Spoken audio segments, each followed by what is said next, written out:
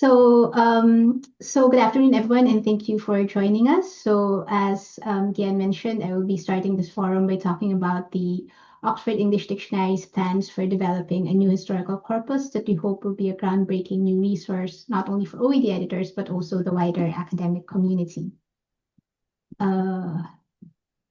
If I can figure out how to move the slides. Sorry, I don't normally use Zoom. Are the slides moving at all? No, yes, they've moved. Yes, they've moved. Okay. Right. So the Oxford English Dictionary is, as you all know, is a historical dictionary. So every sense in it is supported by illustrative quotations which show typical usage in the period in which the sense was in use. And OED editors use many text databases and other resources from which to select the illustrative quotations that go into dictionary entries, a few examples of which are shown on this slide.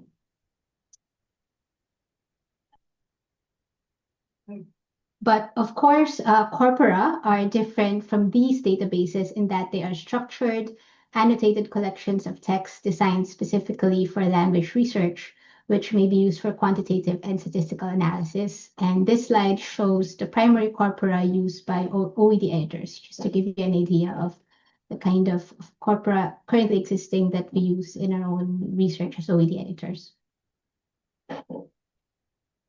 And here are some of the questions that OED editors use corpora to help answer when revising or drafting a given word, which usually involves the frequency of words in different time periods, their typical collocations, forms, regional distribution, and associated registers and genres. But despite the usefulness of currently available historical corpora for OED editors, there are some important limitations for them. There are some notable gaps in coverage. So, for example, there isn't really a large, high-quality corpus of 18th century English. And we are also using a patchwork of corpora without a single interface, which makes it difficult to track and compare usage systematically. And corpora of earlier periods also have some issues with lemmatization, normalization, and part of speech tagging sometimes. And finally, while editors do a lot of corpus research, which informs our definitions, labeling, and quotation selection, not all of the findings are surfaced to users. So this slide summarizes our key aims and principles for a new Oxford Corpus of Historical English. So firstly, we aim to bring together a diverse range of texts representing a wide variety of regions, language varieties, and genres. And we aim to fill as many gaps as possible in the coverage of currently available historical corpora to create a diverse and representative corpus. A key aim is to create a single cross-searchable resource so that trends and comparisons can be made across multiple time periods and varieties, and so that individual periods or varieties can be analyzed in comparison with the broader reference corpus. And for this reason, you'll be processing all texts to a common standard. We also very much see this as a collaborative project, and you'll work with partners to identify mutually beneficial licensing terms for those with rights over texts. There would also be benefits, including smaller text collections in the corpus, both in terms of increasing the impact of the collection and in terms of the advantages of analyzing specific periods or varieties in the context of the larger corpus. And finally, the broader aim of the project is to facilitate the linguistic and textual analysis as part of a suite of tools linking the OED and the new historical corpus. So these are the varieties of English that we aim to cover in the corpus for each period. So as you can see, we want to include content from all varieties of English in the periods in which they are documented. And this list may be modified as we learn more about available resources for different varieties, and you would really welcome your feedback on this. And we are particularly interested in hearing from people who are also working on historical data or putting together their own historical corpus to find out, what time frames they are working on when collecting their data. And we're also considering questions of metadata, which ideally should include both the country where possible and also the broader region corresponding to OED regional labels such as East Asia, West Africa, etc., so that we can enable the most flexible searching. It would also be useful to include more specific regional information in metadata where possible, for example, specific US dates. And we also need to consider how the metadata will capture historical changes. So, for example, to names of regions or shifting geographical borders.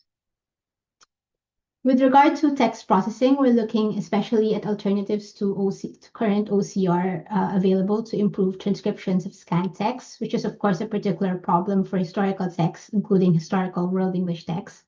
And we're also keen to consider new techniques for typical corpus creation tasks, such as normalization of spelling variants, lemmatization, and part-of-speech tagging, and possibly also automated identification of text-level features such as region and register.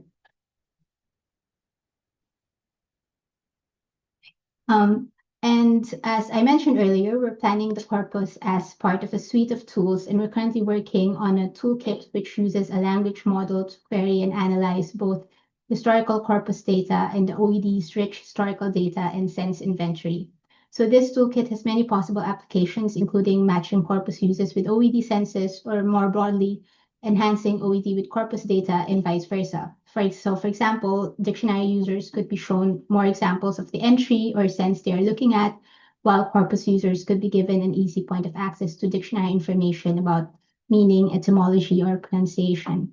And wider uses could also include historical text analysis using OED and corpus data, or historical frequency analysis at the sense level, or other applications of historical sense disambiguation, for example. So this historical corpus, when combined with the OED and large language models, for instance, has the potential to be a very useful and time-saving tool. But of course, all of those applications are things that we're still thinking about and developing, and we'd very much like to hear your ideas about how a tool like this would be most useful for your own research as well. So we're currently building a prototype of the historical corpus, initially for internal use, and we're focusing at this stage on early modern and 18th century English, but in the coming years we'll be expanding coverage, especially for different varieties of English. And as I said, we're actively looking for academic and commercial partners for the development of this new resource, and we would like to pool expertise to create a resource with the maximum impact. And we're especially interested in any directions for acquiring or licensing difficult to source content, including historical texts from World Englishes. And more generally, we're open really to any of your ideas about functionality, content, access, and so on. So content access and so on. So we welcome your questions, suggestions, and any expressions of interest in this forum. Right, so I think that's all for me, and this is my contact information if anyone wants to get in touch regarding this corpus. And I think all questions will be left to the discussion at the end of the 4 presentations. So I'd like to hand over now to Robert Fuchs to talk about the corpus of historical Indian English.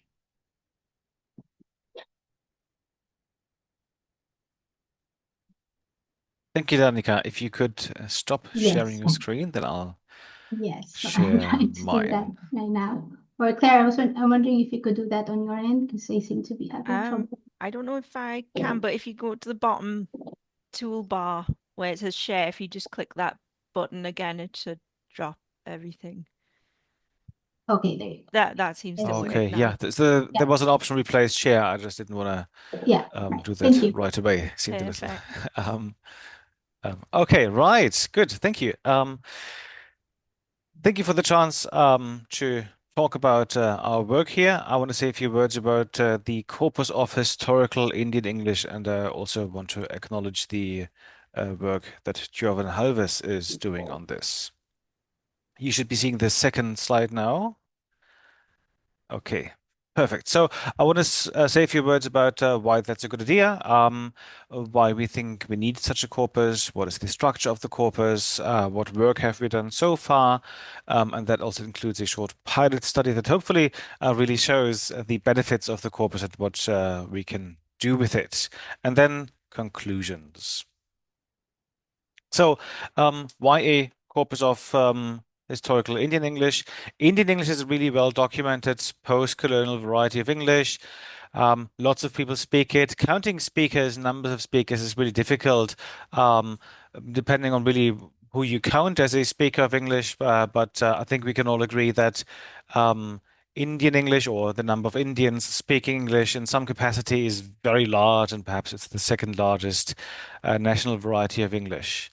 And partly by virtue of this demographic weight and also economic weight, it also acts as an epicenter for other, at least South Asian varieties. There's also a very large Indian diaspora in countries around the world, and it's a so-called super central variety.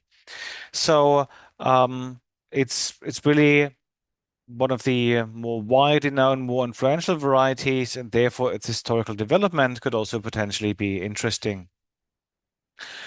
The diachronic development of Indian English has been hypothesized to go on in phases, like with other varieties.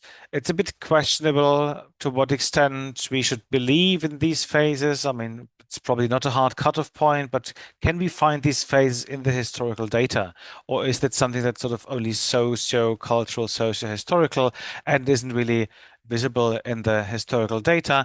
Also keeping in mind that it's unlikely that we can find any sort of data or good data from the very early periods. But it's certainly possible to get some diachronic data, but so far we haven't had that, right? So partly it's also so important to look at the historical development of world Englishes, because a lot of the rationale is about, well, this is how they developed, and then there was contact with local languages, and there was diverse input of English speakers from the British Isles and also other places.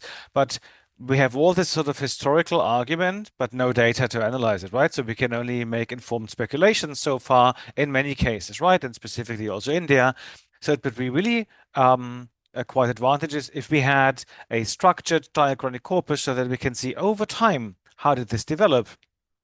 We could look at lexical innovations, but also morphosyntactic and pragmatic innovations.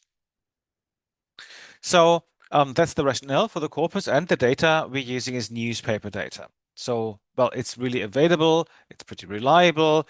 There's an abundance in many cases, also specifically in India, and from very early on, comparatively speaking.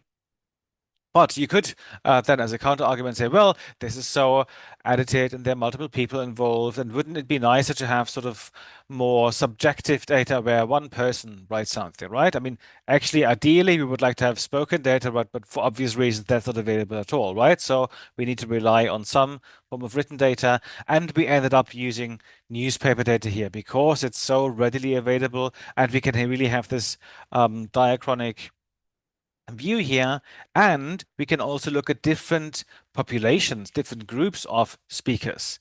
Specifically, we can make a distinction between the so-called indigenous strand, or the indigenous population, and so-called settlers.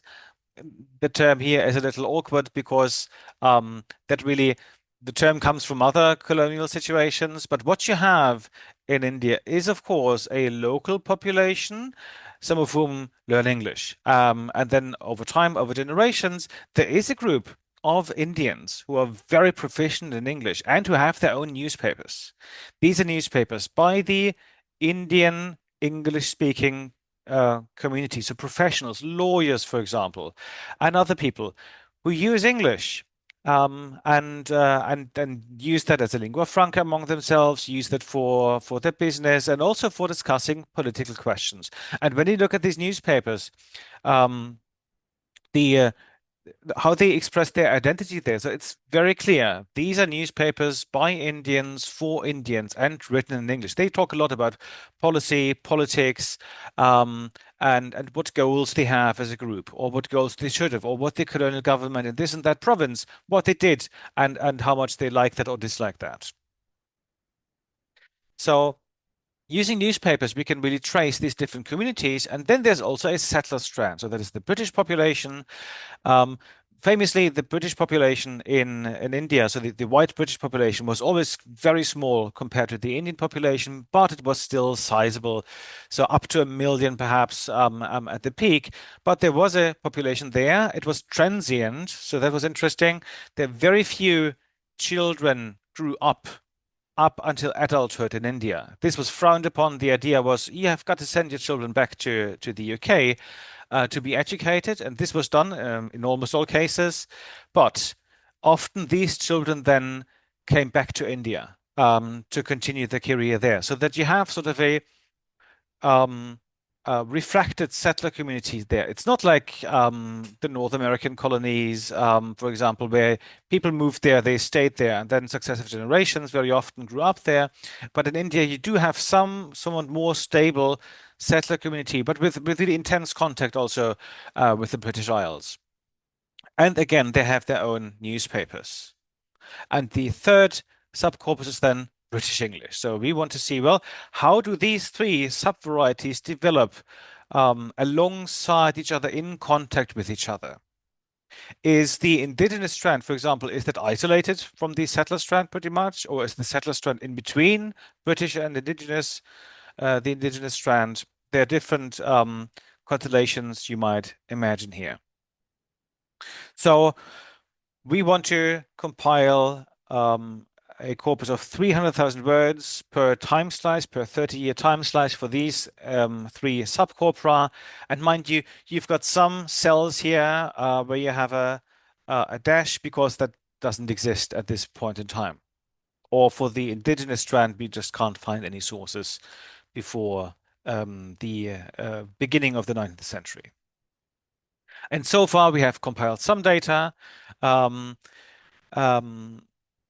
There's still a lot to be done. How we've done that over the previous years is using OCR, just regular optical character recognition software. Now we've also tried large language models.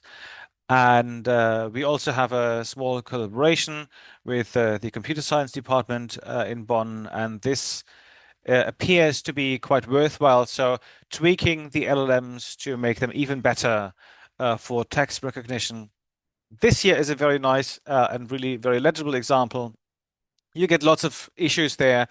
You see sort of the back of the page shining through, or then sometimes it's sort of very dark and the contrast isn't good. So this is one of the really very good examples here. And also you have different styles, different letters basically that we use that can throw off at least the traditional OCR. Now with LLMs, this is a little better.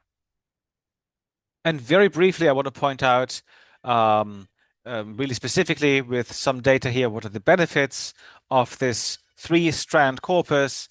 So here, a pilot study that appeared in 2020 and the journal World English is on the progressive and how that has developed.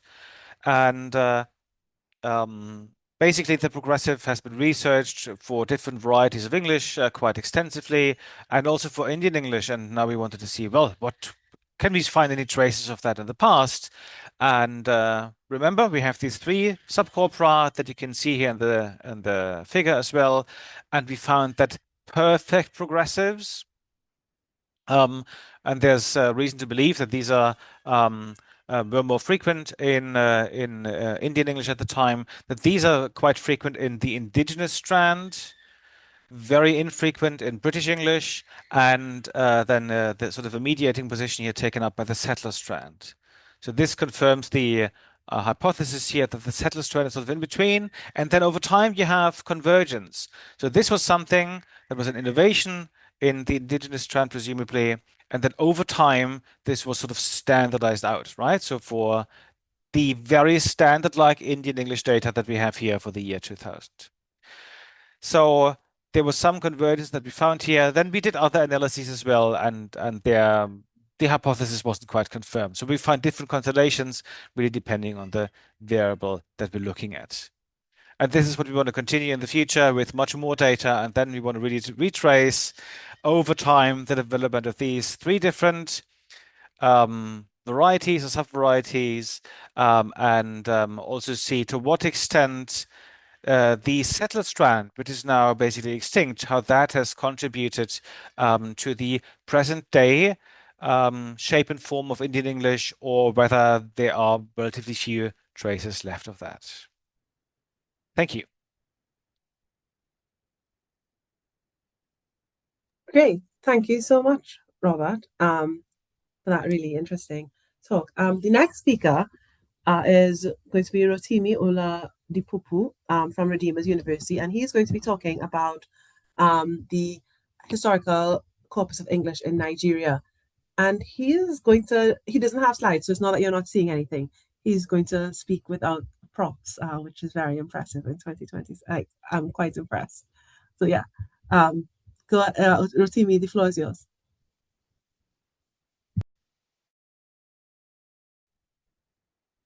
Thank you very much for the opportunity granted me to be here this evening.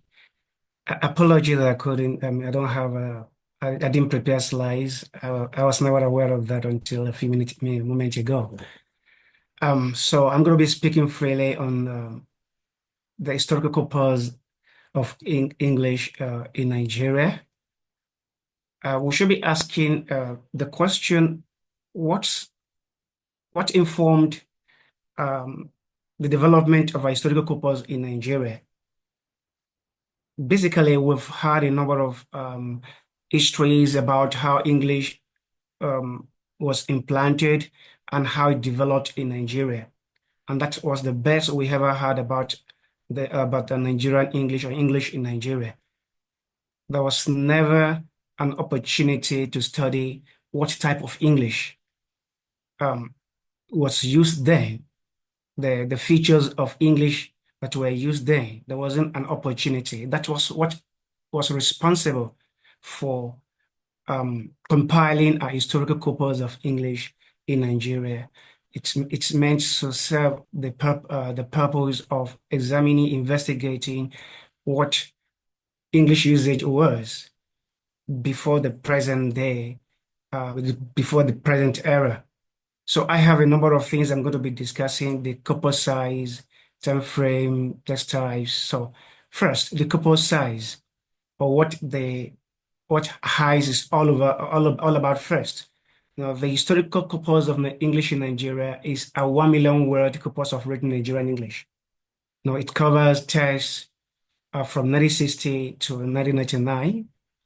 Now, it was created as a dynamic linguistic resource to study the evolution of Nigerian English during its early and middle stages of nativization. Now, I said it covered texts from 1960 to 1999. The implication of that is that HIES covers a 40-year period.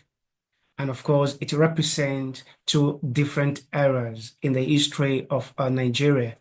The first era is what we call early stage of nativization. Okay, that's between 1960 and 1979.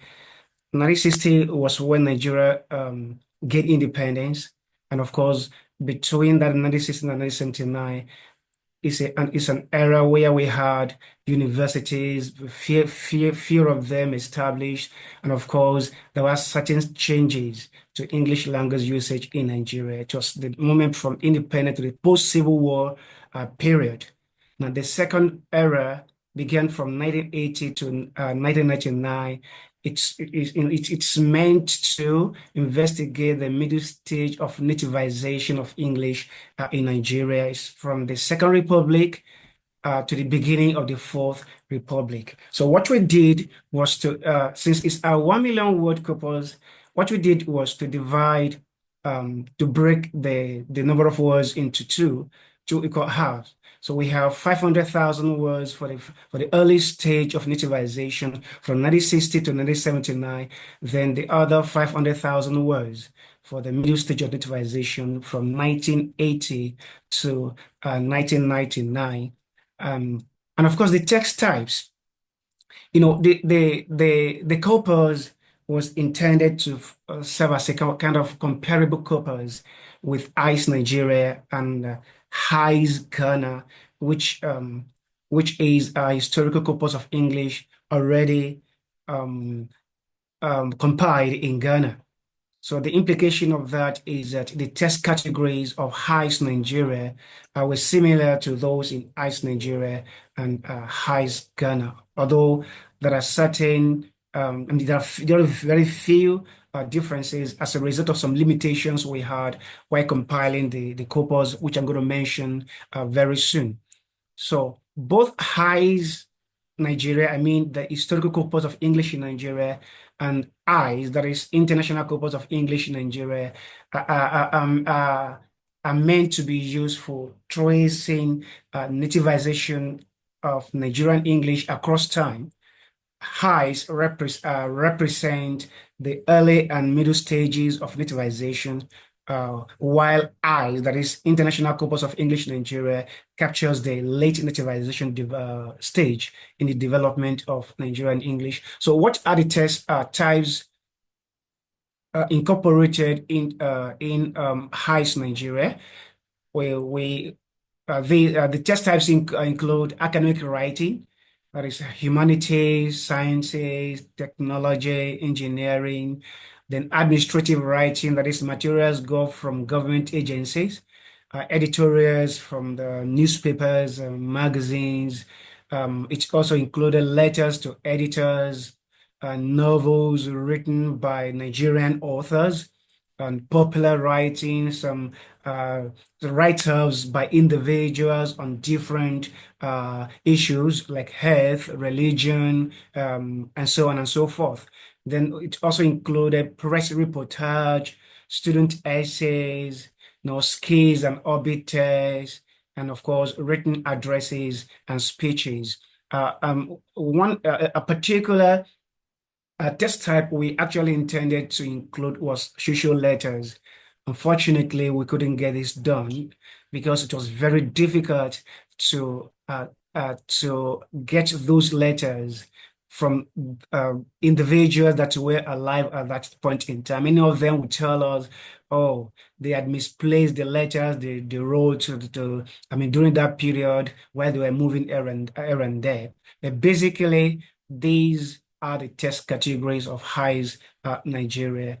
Now, these data were collected from different sources, university libraries and the department. Went to different universities. We visited their libraries. We visited their department to collect student essays, journals. Then we visited national archives in Nigeria, in different states representing the geopolitical zones in Nigeria, Enugu, Ibadan, Kaduna, just to ensure that the corpus was representative as much as possible.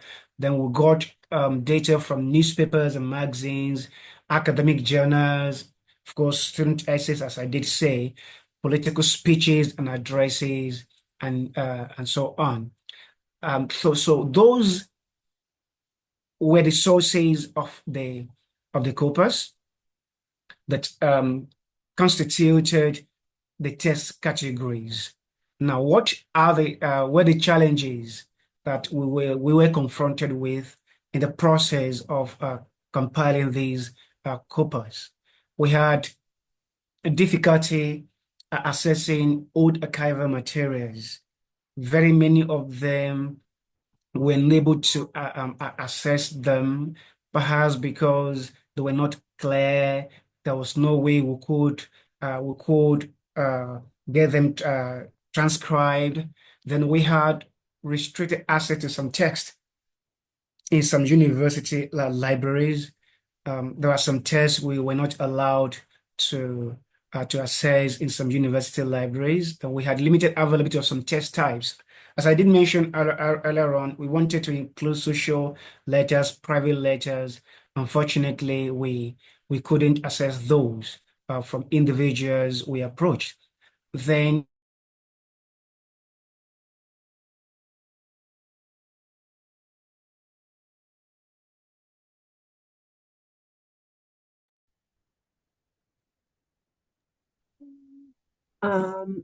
I'm checking that that's frozen for everyone and not just me. Yeah, we seem Yes, to I have seem to lost have it. lost connection with Rotimi. Oh no. Let's give him 45 seconds, and if not, I'll start mine, and then he can finish at the end of mine. Does that make sense? Yes, that makes sense. Yeah. Should we? Sounds fine, yeah. Yeah, It says go ahead, Danica. Sorry. sorry, in case you need to come on, do you say? Oh, Rotimi's back, I think. Yeah, he's back. Yeah, I think he's back. Sorry about that, everyone.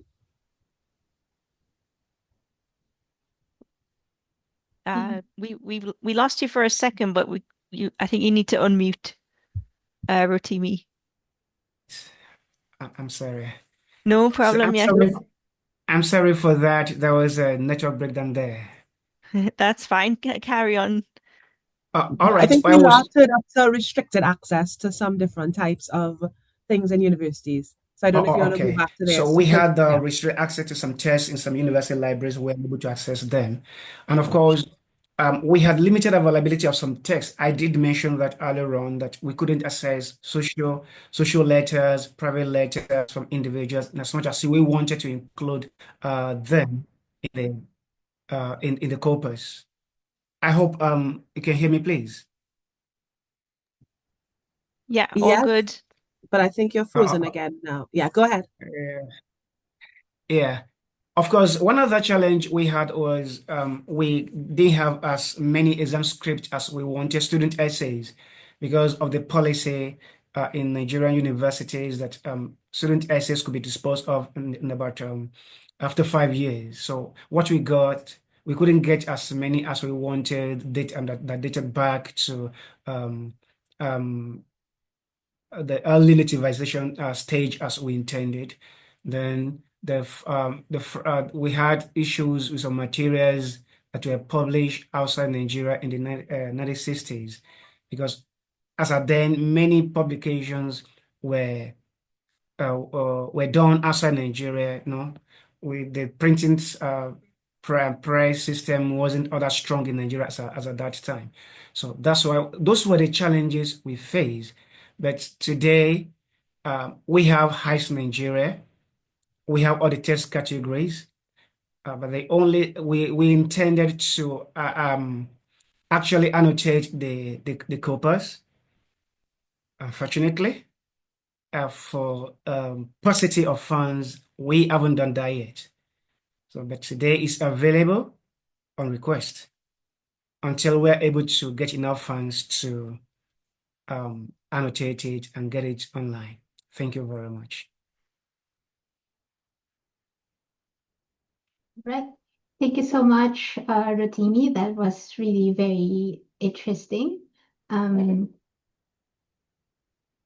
And I'm sure everyone will have further questions to ask you later during the discussion part. But for now, we're going to move on to our last presentation. Will be from Guyanne on her historical corpus of Trinidad and Tobago. Guyanne? Okay, thank you very much. So I'm actually going to start by sharing with you what I have called my big problem. So I'm just going to play two 2-second snippets of videos of what I call my big problem. Not hold. Just checking, you can hear? No. Okay, 1 second then. You can't hear. Also share system audio. Haha.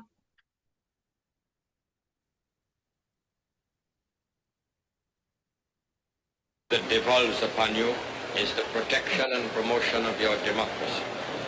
Democracy means more, much more, than the right to vote, and one vote for every man and every woman of the prescribed age.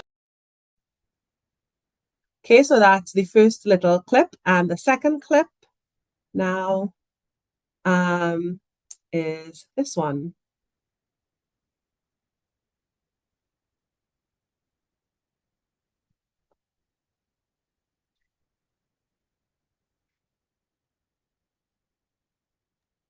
We can't hear this one yet. That's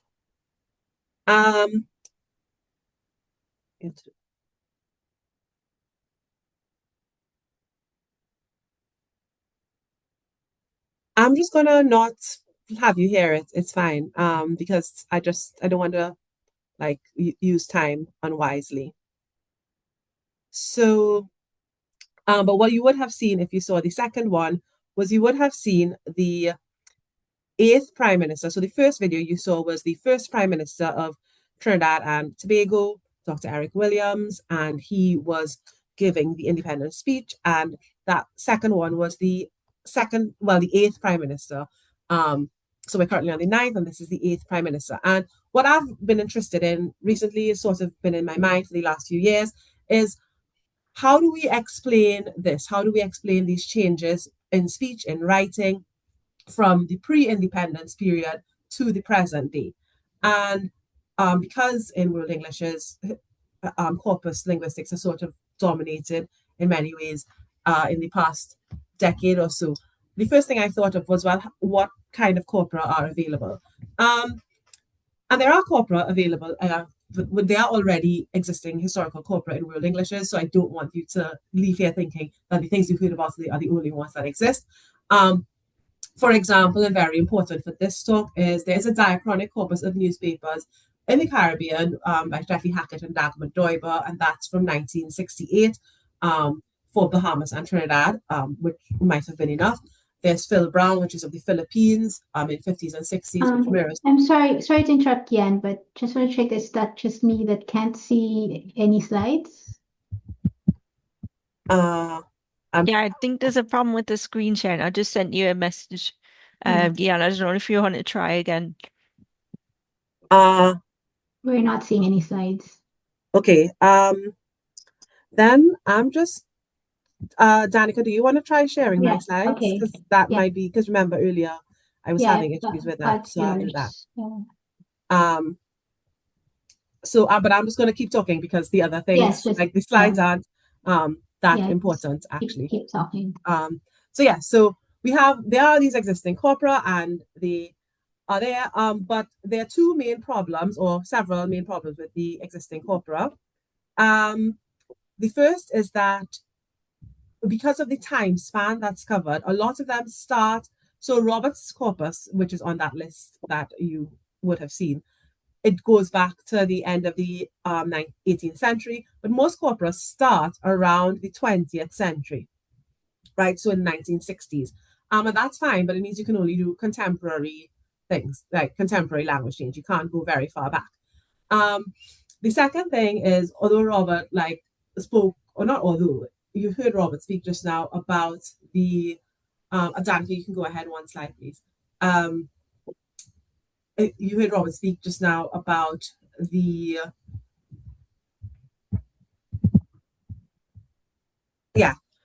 the different problems of advantages of using newspaper. But there is, and I mean, quite aside from things of being editing, which is not, I think, the biggest problem with newspapers, just having newspaper means you only have one type of language or one type of English use. And I wanted to see, well, what other contexts are people using language in, and what is happening in those contexts. And very similar to what Rotimi and Robert have just said about time frame and time span, but very specifically for my interest, is that this type of model of corpus building doesn't allow for testing or theoretical model testing. And I'm speaking particularly of the dynamic model, because a lot of World English's research is sort of premised on the dynamic model, or sort of takes it for granted. And as Robert said, yes, it's very difficult to have these phases. We don't usually know how they map because the data doesn't go far enough back. And so we need to go further back in order to be able to say with better confidence, yes, this is really internormative stabilization. So if we can move ahead one slide, please. What I've been interested in doing then is building my own corpus. And the reason I have that picture there is because it's not that I think building a corpus is easy. I've done it in the past because I worked on both ICE Trinidad and ICE Nigeria. And so that's not a criticism of people's reliance on different types of text. And we just heard from Rotimi how difficult getting access to text is. But what I would like to do, or what I've started doing, is compiling a corpus of historical language in Trinidad and Tobago. So I want a corpus that is historically motivated, so in terms of different time spans. It's linguistically inclusive, so it has a wide range of sources. It has both written and spoken text, and it needs to be realistic because I don't want to spend the next 400 years building a corpus. I want to be able to use it eventually for my own research. So in specific terms, that means that there are 1 million words, or it's actually 1,030,000 words, and that I've put it into 3 time periods 1845 to 1917, 1918 to 1961, and 62 to 95. The reason I've stopped in 95 is because Ice Trinidad and Tobago picks up shortly after that, and so there's no need to repeat things there. But why these other periods? Especially because Trinidad, starting with Trinidad first, becomes a British colony in 1797, and so you might think it just makes sense for me to start in 1797, but actually it doesn't, because although Trinidad is a British colony, can you go ahead and one thing, Danica, please? Sorry. So that, yeah. Although Trinidad is a British colony in 1797, it's up until that time, it's still French Creole and French speaking. We're not going to have a whole history lesson, but that's like not problematic, but that's just the language situation at the time. And it's only in 1845 when somebody called Warner becomes the Attorney General that an Anglicization policy is sort of introduced. And this Anglicization policy is what leads to the spread of English in Trinidad and later Tobago. The other big thing that happens in 1845 is that East Indian indentureship to Trinidad begins. And that's really important because East Indians are currently the largest single population ethnicity in Trinidad and Tobago. So it is actually really important to start there, or to use them as an important starting point. And the reason we end in 1917 for that first period is because that is when East Indian indentureship ends. And so you will see that this corpus sort of traces East Indian indentureship in some ways. The middle period, which we could think of as our nativization, if we wanted to map it onto something, but we don't know yet, maybe it's not that, looks at trade unionism, federation, and independence. And with federation, it's really interesting. If you eventually, I hope that we will have other corpora of other Caribbean Englishes, because at federation, the point of federation is that all the Caribbean islands come together in the West Indian Federation. And so I'm also interested to see, well, does this mean that because we're having the West Indies Federation, are they going to sound alike, for example? Are they going to be doing things alike? And then there's divergence away even from each other to sort of island identities. And then 1962 to 1995 is your, what I've called early independent period. And yeah, so it starts independence. They're important social events there. Most notably, I think here, the attempted coup in 1990, which I have argued, or I'm beginning to argue, serves as sort of an event X, or can be conceptualized as event X. And the first Indo-Trinidadian Prime Minister in 1995, pictured below with the first Indo-Trinidadian president. So sort of mapping it onto the East Indian community, although that wasn't necessarily always the case. Danica, can you just very quickly look at the slides on written data? That's the next slide, yeah. So I've pretty much followed what they did in Heist Ghana and Heist Nigeria for my written text, because I don't think in these situations comparability is king, because we want to be able to talk about how language is being used in a specific place, and it may be that how it's being used in Ghana is not how it's being used in Trinidad and Tobago. But that does give you a really nice starting point. And so in that regard, I have just followed what they've done there, but I've expanded some things. For example, I have been able to find some social letters in archives, but I also thought the idea of letters to the editor as a separate newspaper category was a really great idea, and so I've taken that from them. I've also separated prose fiction, prose nonfiction, and poetry. And then if you look very quickly at the next slide, which is the spoken text, you'll see very critically that the first period is missing, because there's just very few texts. And you'll see slightly different dates here. It starts in 1950, and that's because I'm still playing with the dates. Because part of me is like, I should just try to map it, but maybe there's one text from 1946, and then it seems a bit not truthful to do that. And I've divided them into 5 categories based on the types of data that I've been finding in places like YouTube, or that people like the British Library or different archives have said they have available. Rather than saying this is the thing, these are the things I want, I'm looking to see what types of spoken data is available so that I could build the corpus in that way. Because yeah, it's like the other speakers have said, you can't go back and create data. So that's that. And then just really very quickly, because I do want people to have 5 seconds to talk, and I kept having technical difficulties. I just want to say this is not the first spoken corpus of English in like outside of Britain or America. And so there's the Origins of New Zealand corpus. And so I'm hoping that my timeframes are fairly overlap with that, and also the text types, because I'm really just, for me, I think it's interesting to look at how Trinidad, or whether Trinidad and Tobago Caribbean regions are really that different from places like New Zealand.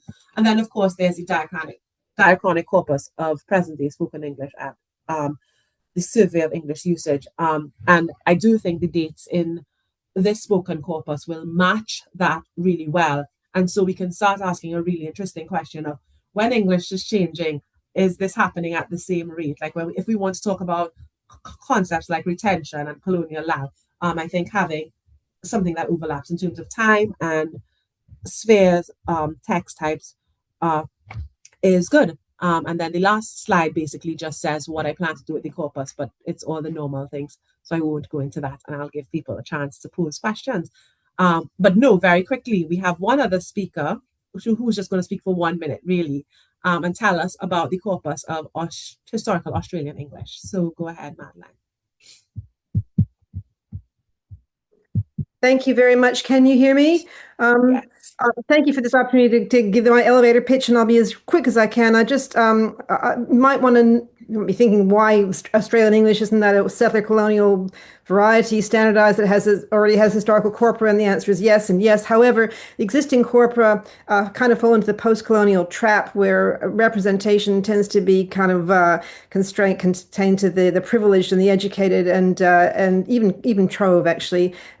Without exception, the corpora that we have already come from already published texts that have been mediated and edited and made pretty, and they don't really capture English as it was used by ordinary speakers doing day-to-day activities. And I'm trying to address this by building a corpus of ego documents. So this is letters, diaries of a personal, intimate nature from below. I'm looking for bundles of manuscripts, family papers that might be sitting in attics or back rooms or in boxes under the house. You can see a postcard here I've had printed with some funding from the English-speaking Union, who've also funded some travel, and I'm roaming around the country, leaving these everywhere I go, and getting the digital image into newsletters and of local historical societies and so on.